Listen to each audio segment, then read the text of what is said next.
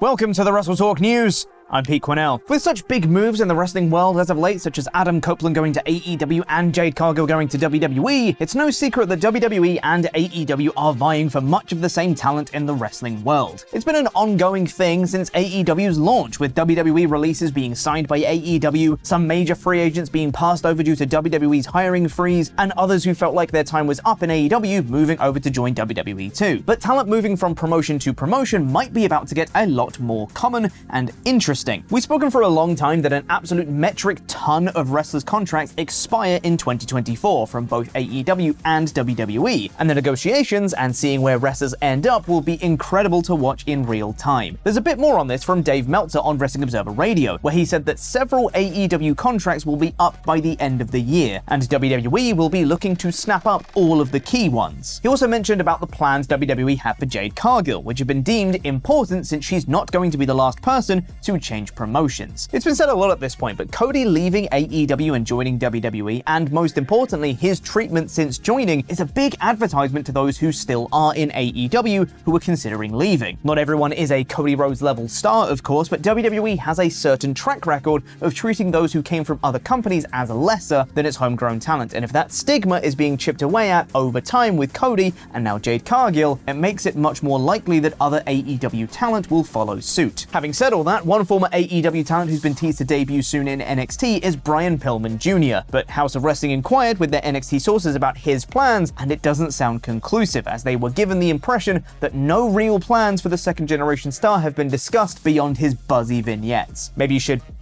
get on that, WWE, given the everything that I just said. But it's not just talent they'll be competing for, it's TV time too, as AEW Dynamite will be taking place next Tuesday alongside WWE NXT. The first time these two shows have gone head-to-head in quite a while, unless of course you're going by the TBS schedule, in which case they're not competing at all. The TBS schedule, and by extension many providers and listings, had both last night's AEW Dynamite and next week's one on Tuesday as beginning at 4 p.m. Eastern instead of the usual 8 p.m. Eastern slot, which of course would mean, if true, that NXT and Dynamite wouldn't actually go up against each other. Tony Khan confirmed, however, that the TBS schedule was wrong in a post on X, and that both shows were in fact taking place at the usual 8 p.m. time. The war is still on. TBS sure have been messing up a bit, haven't they? There's been audio issues on their end on the last 2 weeks of Dynamite, leading to an overrun where AEW replayed a segment at the end of the show for some viewers, and now the scheduling of the shows is wrong. Sort it out, TBS. And while we're talking about NXT, this week's episode drew the show's highest viewership since October 2020, with a huge average of 857,000 viewers, an increase of 35% on last week. There's every chance with how stacked NXT is next week that it could break 1 million average viewers, which would be a hell of an achievement. WrestleTalk rips the mask off crime, politics, and intrigue in the jaw-dropping new book, Wrestling Unmasked. Featuring some of the most shocking and controversial stories ever in professional wrestling, you simply won't want to miss it. Pick up your copy at WrestleShop.com or via Amazon today. Well, I will try and improve my reading, but before then, it's Thursday, so you know what that means. It's time for my review of AEW Dynamite, aka the Anniversary Edition, in about 5 minutes. The show kicked off with Chris Jericho and Kenny Omega cutting a promo with Renee Paquette before Adam Copeland walked into the room to shake hands with both men. This might be the most Canadian image in the history of all Elite Wrestling. The Elite's presence on the show was continued to be felt on this anniversary show when Nick Jackson took on Rey Fenix in a rematch of their Dynamite Classic from the early days of the show. This was just as good as their previous encounter, with both men working over different dinged areas of their body. Fenix was going into the match with a bad back, and Nick booted the corner post to set up a shin injury that carried throughout the match. Nick got some great near falls towards the end, but this was always Fenix's match to win, which he did with a high stacked roll-up. It was announced later in the show that he'll be defending the title next week against a returning Jon Moxley, which I suspect will be the end of his title run. Adam Cole went over to Roderick Strong's house, where Roddy and the Kingdom got the injured Cole to move furniture around the house. Very entertaining and shot in the same style of the MJF videos with Cole. Adam wanted to leave the house at the end of the day, but Roddy wanted him to stay because he still needs him. And it's a good job that I'm here to tell you that, because apparently there were issues with TBS and this segment aired without audio, so they replayed it in full after Wardlow squashed Griff Garrison. Wouldn't be an AEW anniversary show without celebrating one of its long-standing gimmicks, audio issues. I was watching on Fight, so I had no issues with that, but I'll have more on that later. Also, yeah, Wardlow returned, and this time he's... There was once upon a time when Wardlow was the hottest act in the company, but stilted pushes and losing the TNT Championship on multiple occasions in short spaces of time killed all of that momentum. Denise Salcedo and Kate Elizabeth had a great debate about the idea of Wardlow being the man to dethrone MJF for the title on Speak Now, which, again, once upon a time would have made sense. But 2023 AEW is a very different place to 2022, and there are multiple names ahead of Wardlow at this point, which is a shame, but that's not to say it's all over for the War Daddy. Don Callis announced that Sammy Guevara can wrestle this week, so replaced him with Kyle Fletcher, which is a massive upgrade if you ask me, and the Acclaimed retained their trios titles over Kip Sabian, Butcher and Blade in a short match that took place almost entirely in the commercial break. Bryan Danielson had a little cry because he bloody loves technical wrestling, and Zack Sabre Jr. got to cut a promo to set up the fact that this was not a one and done, and we will see these two grapple again down the line. We got a recap of Swerve beating Hangman Page with a promo from the Hanger saying he needs to get back to the drawing board, and he also announced that Swerve will be taking on Danielson next week in a #1 contenders match. And then we got our follow-up to the hot angle from last week. Bullet Club Gold came out for a promo accusing Max of being the man behind the attack on Jay White last week, and that no one buys his pleading that it wasn't him. MJF came out to tell a story about how he nearly got AEW thrown off the air when he called Tony Khan an effing mark, and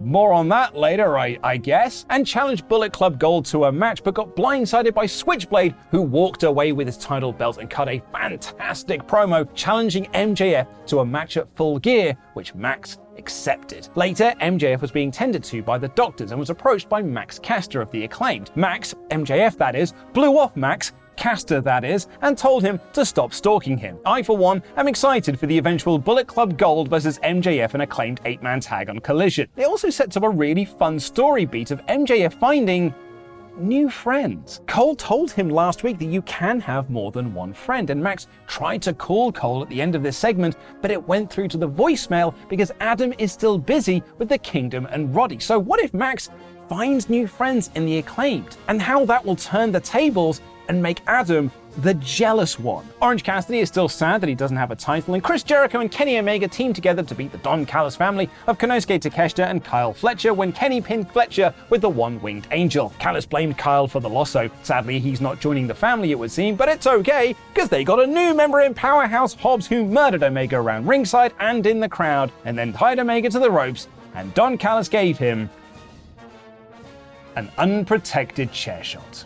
Now, look, Callis pulled the punch just about. The chair was still dented, which will work as a good visual for the feud, and the chair might have been gimmick. But with that said, let's not hit each other with unprotected chair shots, eh? Let's just not. It's not 1999. It's not even 2006. Even if you do gimmick the chairs, we've seen that can go wrong. I'm not mad.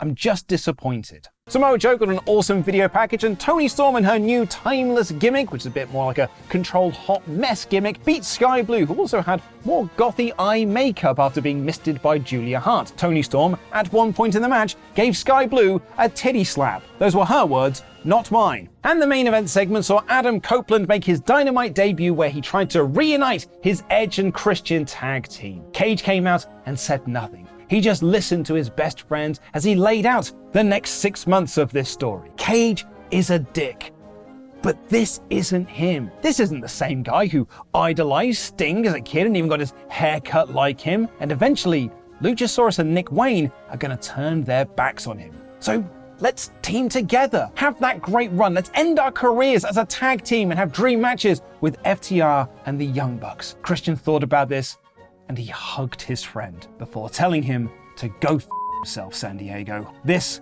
was awesome, so awesome. Copeland was great, but Christian's final line was a home run moment. Sadly, I didn't see it, because remember how they replayed the Cole and Roddy video and got an overrun with TBS? Well, Fight didn't get that overrun. So for me, this segment just ended on my broadcast. Technical issues, happy birthday, Dynamite. But aside from that, this was a really good edition of Dynamite. The in-ring action was great, and it sets up some interesting and intriguing storylines for the next few months. I really did not like that chair shot, though. This episode is getting 3 out of 5. Hey, guess what? We launched a new series on WrestleTalk yesterday with shiny new graphics and everything, and we were joined in person by Denise Salcedo to count down our top 10 WWE champions in history. Check out Tables, Lists, and Chairs while I read our new book with British wrestling legend Kendo Nagasaki. Just both of you pointing at me, and I was like, I'm on, let's go. This is also, it's the first episode of a new series. So Are you sure? We can blame you. Oh, We cool. blame Denise. That's Good why. Okay. That's why.